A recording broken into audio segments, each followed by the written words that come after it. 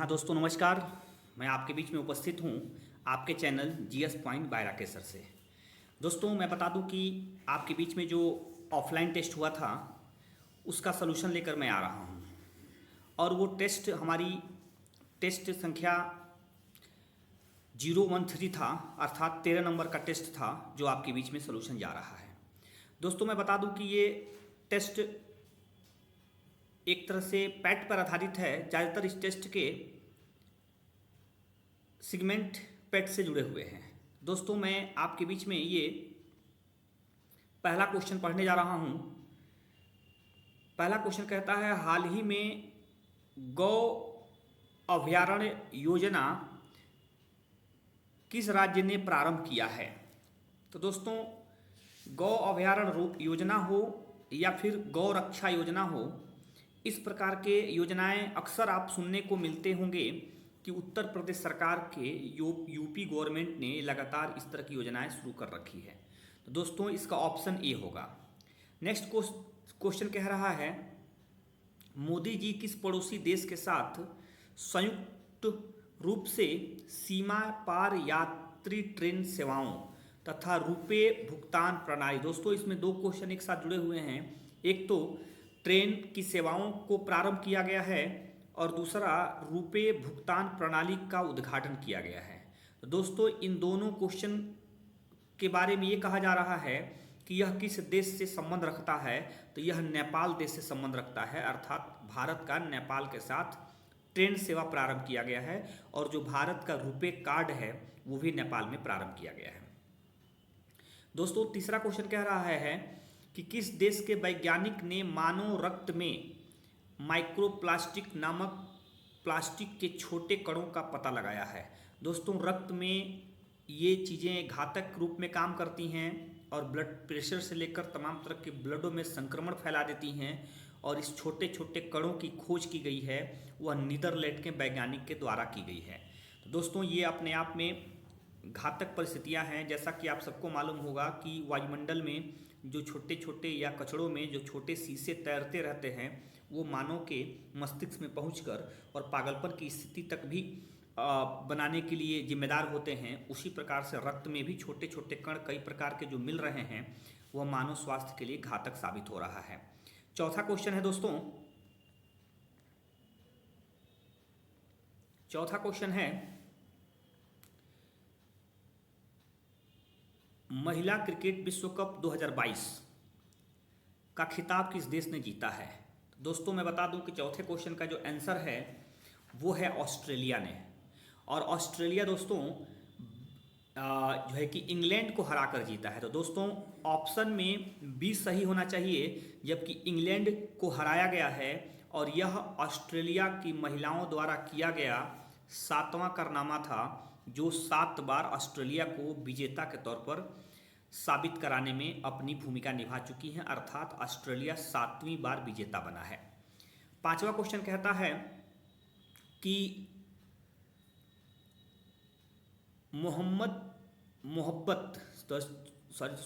मोहब्बत गाना के लिए ग्रैमी अवार्ड जीतने वाली पहली पाकिस्तानी महिला गायक है।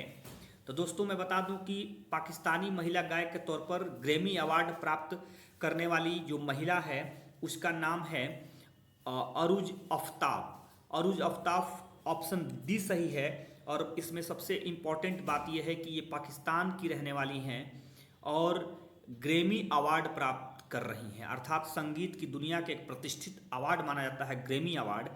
क्वेश्चन इस प्रकार से भी बनता है कि ग्रैमी अवार्ड किस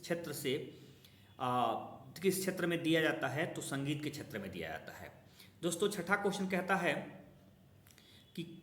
कि किस राज्य सरकार ने 9 से 12 कक्षा की हिंदी एवं संस्कृत में पुस्तकों में गीता सार पाठ्यक्रम शामिल किया गया? दोस्तों, याद रखेंगे, गीता सार पाठ्यक्रम एक लगातार डिमांड होती रही है। बहुत सारे संस्थाओं द्वारा गीता सार को भारतीय प्राथमिक स्कूलिंग पद्धति में शामिल किया जाए और ऐसा करने का जो कार्य किया गया है वह हिमाचल प्रदेश राज्य द्वारा किया गया है। तो दोस्तों, गीता सार जैसा कि आप सबको मालूम होगा कि महाभारत से रिलेटेड भगवान कृष्ण और अर्जुन के बीच के एक संवाद है, सुखद संवाद है, जिसको लेकर गीता सार की संज्ञा दी जाती है। और हिमाचल प्रदेश राज्य ने अपने यहाँ 9 से 12 तक की बच्चों के लिए यह फैसिलिटी दे रखा है। नेक्स्ट क्वेश्चन है 7वां। दोस्तों 7वां क्वेश्चन कहता है किस राज्य के दीमा हसाओ जिले में, दोस्तों ये जिला का नाम है दीमा हसाओ। 7वां क्वेश्चन को पढ़ रहे हैं हम। कई प्राचीन महापषाणकालीन पत्थर के जार या घड़ों की खोज की गई है। तो दोस्तों जार या घड़ों की खोज की गई है, महापषाणकालीन पत्थर की खोज की गई है। और इसका जो आंसर है वो असम राज्य है। असम जो भारत के काफ़ी दूर दराज की स्थिति में है, पूर्वोत्तर भारत का हिस्सा है, और महापषाणकालीन पत्थर वहाँ पाए गए हैं। तो कहने का मतलब कि ज़्यादातर अपने वहाँ इस प्रकार की जो खोज हुई है वो पश्चिमी भारत की तरफ हुई है, लेकिन यह खोज आपके पूर्वी भारत की तरफ है। 8वां क्वेश्चन कहता है कि 100% नामांकन किस राज्य ने स्कूल चलो अभियान की शुरुआत के लिए प्रारंभ किया है।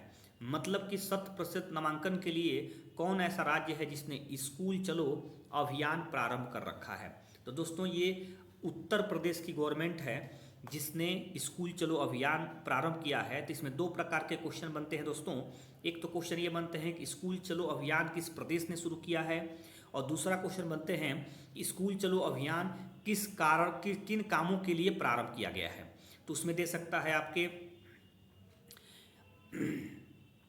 स्कूलिंग सिस्टम को सुधारने के लिए, दूसरा दे सकता है कि आप नामांकन पद्धति को बढ़ाने के लिए, तीसरा दे सकता है कि उसमें दोस्तों की शिक्षण पद्धति को विकसित करने के लिए, चौथा दे सकता है कि शिक्षकों की संख्या को बढ़ाने के लिए। तो आपको इस प्रकार से भी क्वेश्चन देखने को मिल सकते हैं। क्वेश्चन 9वां कह रहा है वन्य जीवों को दुर्व्यवहार से बचाने के लिए जंगली जानवरों का कानूनी अधिकार देने वाला दुनिया का पहला देश कौन बना है।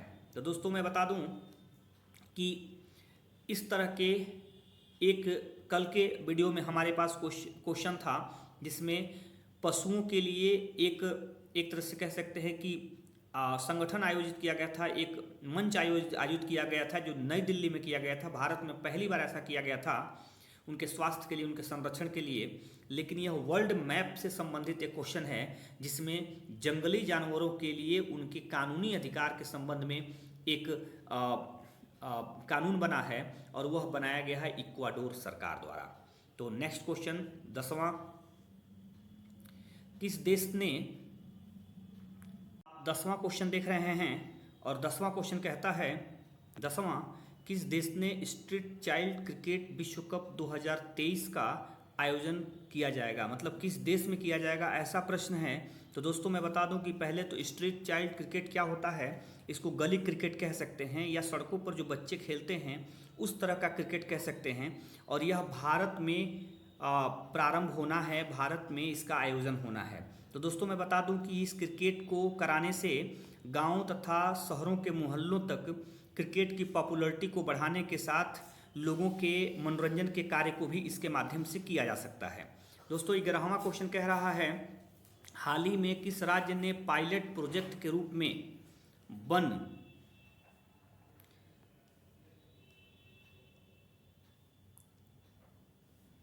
पायलट प्रोजेक्ट के रूप में वन हेल्थ फ्रेमवर्क शुरू किया है।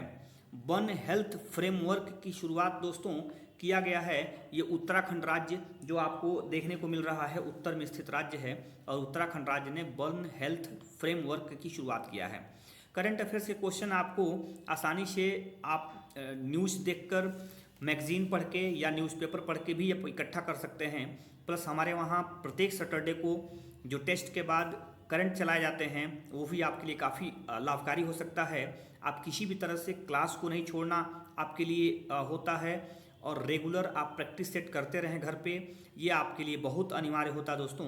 सफलता के लिए रेगुलर प्रैक्टिस सेट का होना जरूरी है, और क्लास की कंटिन्यूटी अनिवार्य रूप से है।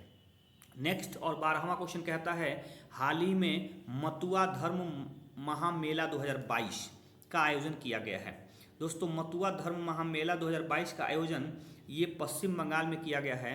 दोस्तों मतुआ एक समुदाय है जो हिंदू धर्म से रिलेटेड होने के साथ भी कुछ उसकी नीतियाँ और उसके कर्मकांड अलग होते हैं और ये पश्चिम बंगाल में बहुतायत में पाए जाते हैं। पश्चिम बंगाल के कुछ ऐसे ज़िले हैं जहां मतुआ समुदाय के लोगों की बहुलता पाई जाती है और ये पश्चिम बंगाल राज्य से जुड़ा हुआ विषय है। नेक्स्ट 13वां क्वेश्चन कहता है दोस्तों किस राज्य सरकार ने कैदियों के लिए 50,000 रुपये तक के लिए व्यक्तिगत ऋण प्रदान करने की योजना बनाई है। दोस्तों कैदी जो कारागार में बंद हैं उनके लिए व्यक्तिगत ऋण देने की योजना महाराष्ट्र सरकार की है। ऑप्शन ए सही है। 13वां के बाद 14वां क्वेश्चन कहता है मुंबई में पहला दीनानाथ मंगेशकर पुरस्कार। दोस्तों दीनानाथ मंगेशकर पुरस्कार किसे प्रदान किया गया है? तो दीनानाथ मंगेशकर पुरस्कार मोदी जी को प्रदान किया गया है। दोस्तों मोदी जी दीनानाथ मंगेशकर पुरस्कार प्राप्त किए हैं। 15वां क्वेश्चन कह रहा है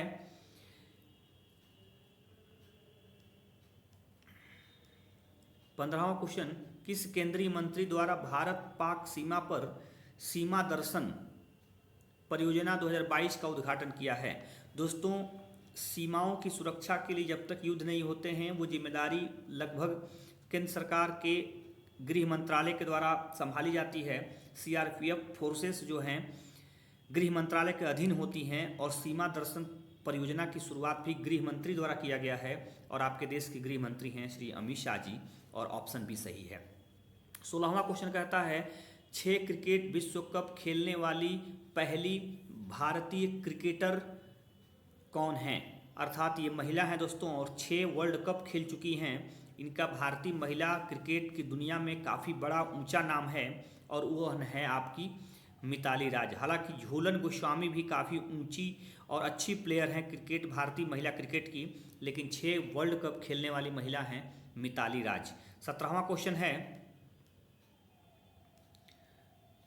गुरुजी स्टूडेंट क्रेडिट कार्ड योजना शुरू किया गया है। गुरुजी स्टूडेंट क्रेडिट कार्ड योजना जो है ये झारखंड सरकार द्वारा किया गया है। आप सबको मालूम होगा कि झारखंड सरकार इस योजना को प्रारंभ करके जनजातीय समुदाय के क्षेत्रों में जो स्टूडेंट हैं उनकी आर्थिक स्थिति सुधारने के साथ उनको पढ़ाई के प्रति जोड़ने का काम कर रही है। 18वां क्वेश्चन कहता है कौन सा शहर प्रसंस्कृत स्टील स्लैग से सड़क बनाने वाला पहला भारतीय शहर बन गया है? इसका मतलब ये हुआ कि जो स्टील के कचरे हुआ करते थे उसी कचरों को प्रसंस्कृत करके उसी को पिघलाकर और सड़कें बनाने का काम किया जा रहा है भारत में। और ऐसी स्टील से बनी हुई भारत में सड़कें जो प्रारंभ की गई है वह सूरत में की गई। दोस्तों सूरत में पहला ऐसा कार्य किया गया है। नेक्स्ट 19वां क्वेश्चन कह रहा है भारत ने 105 घंटे में 75 किलोमीटर हाईवे बनाकर देश का रिकॉर्ड तोड़ा है। किस देश का रिकॉर्ड तोड़ा है? तो मैं बता दूं दोस्तों भारत के सड़क मंत्री हैं नितिन गडकरी साहब, जिनका हाईवे के निर्माण में एक बेहद सुनहरा नाम है, काफ़ी अच्छा नाम है, बेहद स्किल्ड उनके पास है, काफ़ी तेज़ गति से हाईवे को बनाने में जाने जाते हैं। सड़क मंत्री के रूप में उनकी प्रसिद्धि है और उन्होंने उनके मंत्रालय ने 105 घंटे में 75 किलोमीटर के हाईवे बनाकर वर्ल्ड रिकॉर्ड बनाया है। और ऐसा वर्ल्ड रिकॉर्ड करने का जो भारत को गौरव प्राप्त हुआ है वो कतर को पीछे छोड़ते हुए हुआ है। तो दोस्तों ये ऑप्शन ए सही है। 20वां क्वेश्चन कहता है ई गवर्नेंस को बढ़ावा देने के लिए एल रूट सर्वर स्थापित करने वाला देश का पहला राज्य कौन सा है? तो मैं बता दूं कि पहले तो आप ये जान लीजिए कि जो सर्वर है वो आपके रूट सर्वर है, एल रूट सर्वर है, जो ऐसा काम करने का कार्य राजस्थान सरकार ने किया है। राजस्थान को पहला मौका मिला है जिन्होंने ई गवर्नेंस को लेकर इस प्रकार का निर्णय किया है। नेक्स्ट देखेंगे दोस्तों 21वां क्वेश्चन कहता है किस राज्य सरकार ने खुद को इंटरनेट सर्विस शुरू किया है, खुद का इंटरनेट सर्विस शुरू करने का काम आपके केरल सरकार ने किया है। दोस्तों मैं बता दूं कि केरल सरकार ने खुद कोई के लिए इंटरनेट सेवा प्रारंभ किया है, और ये आपको बताते हुए गर्व हो रहा है कि राज्यों को भी इंटरनेट के संबंध में अधिकार दिया गया है, और बीएसएनएल के माध्यम से राज्य सरकार ने यह कार्य किया है। तो ऐसा करने का कार्य भारत में केरल द्वारा किया गया है। नेक्स्ट कह रहा है, किस राज्य की कैबिनेट ने मान्यता प्राप्त पत्रकारों के लिए 3 लाख रुपए के बीमा योजना की मंजूरी दी है? तो दोस्तों यह 3 लाख रुपए बीमा योजना की मंजूरी देने वाला प्रदेश है त्रिपुरा प्रदेश है। नेक्स्ट देखेंगे 23 क्वेश्चन क्या कहता है, विश्व मलेरिया दिवस की थीम क्या है? तो दोस्तों विश्व मलेरिया दिवस की जो थीम है वो है आपके ऑप्शन ए। ऑप्शन ए कह रहा है harness investments to the reduce of the malaria disease burden and save living lives. तो ये आपके ऑप्शन ए सही है, अर्थात इसमें जो मलेरिया के संबंध में वो बर्डन न लेने की बात कही जा रही है, और मलेरिया को ख़त्म करने के लिए कहीं ना कहीं इनोवेशन की बात की जा रही है। दोस्तों आपके ऑप्शन ए सही है। नेक्स्ट 24वां क्वेश्चन कह रहा है, दोस्तों 24वां क्वेश्चन की टाइपिंग यहाँ हुई है जबकि इसकी शुरुआत यहाँ से हो रही है, इसका थोड़ा सा ख्याल रखेंगे आप। 24वां क्वेश्चन कह रहा है, हाल ही में आयोजित त्योहारों में कौन सुमेलित है? तो सुमेलित है के संबंध में क्वेश्चन पूछा गया है। ऑप्शन ए जो फूलदेई है वो उत्तराखंड राज्य से संबंध रखता है, और ऐसा फूलदेई के सिवाय कोई भी ऐसा ऑप्शन नहीं है जो इसको सही कर सके। तो इस केसेस में आप ए ऑप्शन को सही रखेंगे। 25वां क्वेश्चन कह रहा है, हाल ही में किसे मैल्कम आदिशेषिया पुरस्कार 2022 से सम्मानित किया गया है? दोस्तों मैल्कम आदिशेषिया पुरस्कार प्रभात पटनायक को दिया गया है, और प्रभात पटनायक उड़ीसा राज्य से रिलेटेड हैं, और यह एक अर्थशास्त्री भी हैं और राजनीति पर टिप्पणीकार भी इनको जाना जाता है। और इस तरह से यह पुरस्कार 1998 में प्रारंभ किया गया था, और भारत के ही मैल्कम आदिशेषिया थे जो अपने आप में एक ऊंचे व्यक्ति थे। उन्हीं के नाम पर यूनेस्को ने इस अंतर्राष्ट्रीय पुरस्कार की शुरुआत की है। ये भारत के प्रभात पटनायक को प्रदान किया गया है। दोस्तों 26वां क्वेश्चन कहता है, कमल का पर्यायवाची होगा? तो दोस्तों ये कमल का पर्यायवाची होगा के संदर्भ में क्वेश्चन है। तो कंदर्प जो है ये कमल का इंदिवर, दोस्तों इंदिवर जो है वो कमल का पर्यायवाची है। नेक्स्ट 27वां क्वेश्चन है, क्रोध का पर्यायवाची नहीं है। दोस्तों 27वां क्वेश्चन कह रहा है क्रोध का पर्यायवाची नहीं है, सत्व क्रोध का पर्यायवाची नहीं है, जबकि रोष से लेकर अमर्ष और कोप ये तीनों क्रोध के पर्यायवाची माने जाते हैं। 28वां क्वेश्चन कहता है मोर का पर्यायवाची नहीं है। दोस्तों आपको बता दूं कि मोर का पर्यायवाची किस नहीं है, और किस मोर का पर्यायवाची न होकर केकी से लेकर सीखी तक और शिखंडी तक ये सभी मोर के पर्यायवाची है, लेकिन किस मोर के पर्यायवाची नहीं माने जाते हैं, नहीं माना जाता। 29वां क्वेश्चन कह रहा है कृष्णा का पर्यायवाची नहीं है। दोस्तों यहाँ कृष्णा होना चाहिए, तो कृष्णा का पर्यायवाची नहीं है, तो कृष्णा का पर्यायवाची आपको 29वां क्वेश्चन का जो कृष्णा पर्यायवाची है वो द्रौपदी जो है ये कृष्णा की पर्यायवाची नहीं है, जबकि राधा को कृष्णा की पर्यायवाची नहीं है। तो दोस्तों इसमें कृष्णा का पर्यायवाची के संबंध में जो क्वेश्चन है वह है होना चाहिए। तो कृष्णा की पर्यायवाची द्रौपदी हैं, यशोदा, रुक्मिणी और राधा नहीं हैं। और इस तरह से कह सकते हैं कि ये क्वेश्चन थोड़ा सा मिस्टेक है, बाई फॉल्ट है। इस पर सभी बच्चों को नंबर जरूर से मिलेगा, मुझे जहाँ तक उम्मीद है कि ये नहीं है शब्द हटाकर कृष्णा का पर्यायवाची है होना चाहिए, और उसका ऑप्शन होगा द्रौपदी। नेक्स्ट क्वेश्चन कहता है 29वां क्वेश्चन के बाद हम 30वें क्वेश्चन की तरफ बढ़ते हैं दोस्तों। और 30वां क्वेश्चन घर का पर्यायवाची नहीं है, घर का पर्यायवाची नहीं है, ये क्वेश्चन पूछा जा रहा है। और इस क्वेश्चन का अर्थ है मतलब कि पर्यायवाची नहीं है का मतलब भुवन जो है वो घर की पर्यायवाची को नहीं माना जाता है। नेक्स्ट 31वां क्वेश्चन है अंतर्मुखी का विलोम है।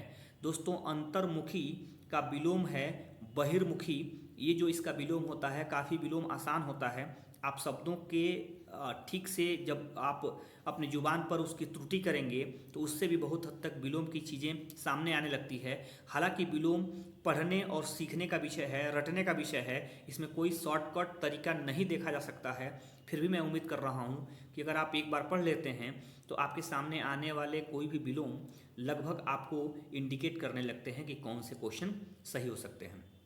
दोस्तों 32वां है सगुण शब्द का विलोम है। तो सगुण का निश्चित तौर पे दुर्गुण होता है, सगुण का दुर्गुण होता है और दुर्गुण ऑप्शन सी सही है। नेक्स्ट क्वेश्चन कहता है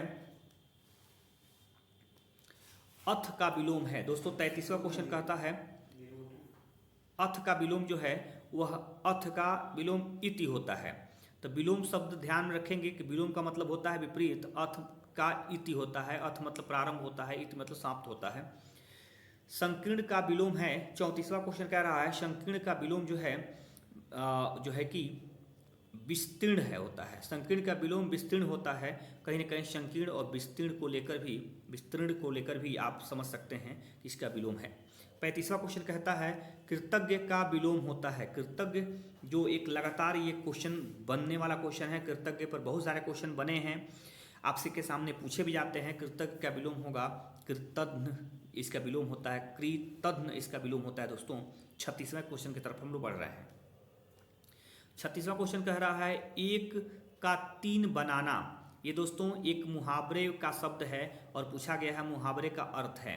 जो एक का तीन बनाने का जो अर्थ है इससे ये होता है अत्यधिक लाभ कमाना। दोस्तों एक का तीन बनाना, एक का चार बनाना, एक का आठ बनाना, ऐसी शब्दावली अत्यधिक लाभ को ही इंडिकेट करती है। 37 क्वेश्चन कह रहा है घी कहाँ गिरा खिचड़ी में। घी कहाँ गिरा खिचड़ी में मुहावरे का सर्वोत्तम अर्थ है। तो दोस्तों घी गिरा ये अपने आप में थोड़ी सी दुखद शब्दावली है कि घी जैसी चीज़ गिर गई और ये दुखद को इंडिकेट कर, लेकिन कहाँ गिरा से सेंस जो आप जा रहे हैं इसके आंसर को आप समझेंगे तो बहुत ही इंटरेस्टेड होगा। किसमें कह रहा है खिचड़ी में घी का गिर जाना, बिना घे खिचड़ी अच्छी नहीं होना, लापरवाही के बावजूद वस्तु का सदुपयोग होना। दोस्तों ये 37 का सी जो है ये कह रहा है घी गिरा एक लापरवाही संकेत कर रहा है, जबकि उसके बावजूद भी इसका सदुपयोग ये बता रहा है कि ये गिरा ये तो लापरवाही है, लेकिन घी में गिरा ये एक इसका उपयोग या सदुपयोग को लेकर इंडिकेट की गई है। तो आपके ऑप्शन सी सही है। 38 क्वेश्चन कह रहा है दोस्तों जैसी 38 क्वेश्चन कह रहा है कि जैसी कहें बहे बयार पीठ तब तैसी दीजे। मतलब जैसे बयार बहे वैसे ही आप पीठ कर दीजिए।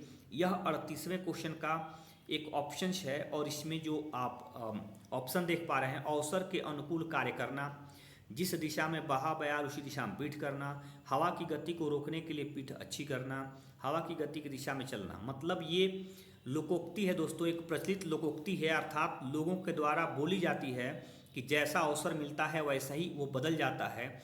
यह ऑप्शन ए को लेकर सही करता है। नेक्स्ट 39 क्वेश्चन कह रहा है 39 सब धान 22 पसेरी, यानी कोई भी धान हो, अच्छी हो, खराब हो, सड़ी हो, गली हो, वो 22 पसेरी का मतलब ये हो रहा है 39वें का जो आप देख पा रहे हैं वह कह रहा है योग्य अथवा अयोग्य दोनों के साथ समान व्यवहार, सभी किस्मों के धान को एक भाव से ही बेचना, 22 पसेरी के दान को इकट्ठा करना। इन तीनों में से नहीं तो हम देखते हैं पीछे इसका ऑप्शन क्या रखा है, सभी लोगों से समान बर्ताव रखना।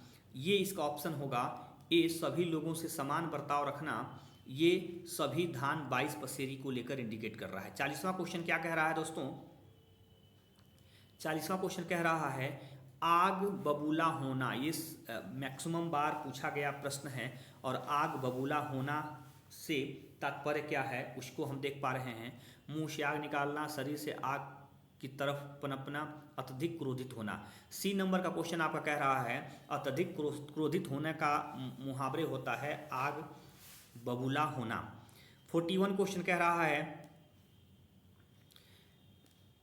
उद्देश्य, निशाना, लक्षणार्थ निम्न में से किसके अनेकार्थी शब्द हैं। तो दोस्तों ये 41वां क्वेश्चन अनेकार्थी शब्द को लेकर पूछ रहा है। यह होता है लक्ष्य का, लक्ष्य को ही आप इतने सारे शब्दों में जान सकते हैं, इतने सारे अर्थों के साथ जान सकते हैं। 42 कह रहा है काल का अनेकार्थी शब्द क्या है। काल जो है इसका अनेकार्थी शब्द पूछ रहा है कि नहीं है। दोस्तों ये ध्यान रखेंगे, क्वेश्चन पूछ रहा है नहीं है तो इसका मतलब होता है इच्छा। इच्छा काल का अनेकार्थी शब्द नहीं है, जबकि काल को मृत्यु के रूप में भी जाना जाता है, समय और अवसर के रूप में भी जाना जाता है। 43 क्वेश्चन क्या कह रहा है कुंज का अनेकार्थी शब्द नहीं है। यहाँ भी दोस्तों अनेकार्थी शब्द नहीं है के रूप में जाना जा रहा है। तो कुंज पुष्प के रूप में जाना जा सकता है, कमल के रूप में जाना, अमृत के रूप में या ब्रह्मा के रूप में जाता है, जबकि ध्वजा के रूप में आपका कंज का शब्द नहीं माना जाता है, इसलिए कंज का अनेकार्थी नहीं होगा ध्वज। 44वां क्वेश्चन कह रहा है कि तीक्ष्ण का निम्न अनेकार्थी शब्द है। तीक्ष्ण का निम्न अनेकार्थी शब्द क्या है 44वां का। और तीक्ष्ण से लहर जो है यह अनेकार्थी शब्द नहीं हो सकता है, जबकि धारदार, तेज और अखंड अनेकार्थी शब्द होते हैं। ये क्वेश्चन पूछ रहा है दोस्तों तीक्ष्ण का अनेकार्थी शब्द है और लहर तीक्ष्ण का अनेकार्थी शब्द होता है, जबकि ये तीनों अनेकार्थी शब्द के रूप में नहीं होते हैं। 45वां क्वेश्चन कह रहा है कलुष शब्द का निम्न में से क्या अनेकार्थी शब्द नहीं है। अब कलुष शब्द का अनेकार्थी शब्द नहीं है तो नया नहीं है, क्योंकि कलुष का मतलब होता है पुराना और पाप, गंदगी, कलंक, लेकिन नया शब्द अनेकार्थी शब्द में नहीं आता है कलुष का। 46 नंबर का क्वेश्चन कह रहा है सदैव शब्द में कौन सी संधि है। तो दोस्तों संधि को लेकर हम आपको पढ़ाए थे, जो वीडियो बनाया गया था उसमें जो है कि बताया गया था कि संधियां कितने प्रकार की होती हैं। स्वर संधि को लेकर हमने आपके बीच में डिटेल से वीडियो रखा था, आप चाहें तो आप उस वीडियो को देख सकते हैं पुनः एक बार, जो 4 दिन पहले ही आपके बीच में आया था। वृद्धि संधि जो है सदैव को लेकर आ रही है। दैव हमेशा बड़ा है और वृद्धि के रूप में इसी की पहचान की जाती है। दोस्तों 47 क्वेश्चन कह रहा है पावन में संधि है। दोस्तों पावन, पावन, वन में पाव जो शब्द है ये अपने आप में इंडिकेट कर रहा है कि आयादी संधि है। आप अगर संधि को देख लेते हैं तो निश्चित तौर पे इन सभी प्रश्नों का आंसर आसानी से दे पाएंगे। तो पावन का संधि आयादी संधि है। तथैव में संधि विच्छेद होगा। इस दोस्तों संधि विच्छेद को लेकर बनाया गया है और संधि विच्छेद के रूप में तथा धन यु को लेकर तथैव होता है और इसका संधि विच्छेद जब दो किसी शब्द का बंटवारा हो जाता है संधि के रूप में, इसकी संधियां अलग अलग हो जाती हैं, तो एक हो जाती है तथा, दूसरा इव, दोनों को मिलाकर तथैव हुआ और इसकी संधि विच्छेद ऑप्शन ए है। फिर 49वां क्वेश्चन कह रहा है गंगोदक का संधि विच्छेद क्या है। 49वां क्वेश्चन गंगोदक का संधि विच्छेद है गंगाधर उदक। ऑप्शन ए सही है। गंगा अलग हो गया, उदक अलग हो गया, दोनों को मिला देंगे गंगोदक हो जाएगा, तो इसलिए संधि विच्छेद के रूप में ऑप्शन ए सही है। 50वां और अंतिम क्वेश्चन कह रहा है दोस्तों 50वां और अंतिम क्वेश्चन कह रहा है कि सूर्योदय, दोस्तों 50वां और अंतिम क्वेश्चन है सूर्योदय में कौन सी संधि है। तो संधि के रूप में आपसे क्वेश्चन पूछा गया है सूर्योदय में कौन सी संधि है। तो ये गुण संधि है सूर्योदय में, क्योंकि एक सूर्य अ है और प्लस उ है, दोनों को मिलाकर आपको बनता है ओ। तो इस तरह से आपको दोस्तों ये गुण संधि होता है और 50वां क्वेश्चन का ऑप्शन ए सही है। तो दोस्तों इस प्रकार के आपके सामने जो पिछला टेस्ट था 012 का 013 का उसी का डिस्कशन था। आप इसमें कोई भी क्वेश्चन आपको डाउट लग रहा हो निश्चित तौर पे क्लास में पूछ सकते हैं या हमें कमेंट करके बता सकते हैं, तो निश्चित तौर पे हम सुधार करेंगे और आपके क्वेश्चन का आंसर दिया जाएगा। आपको टेस्ट वीडियो देखने के लिए बहुत बहुत धन्यवाद। Thank you.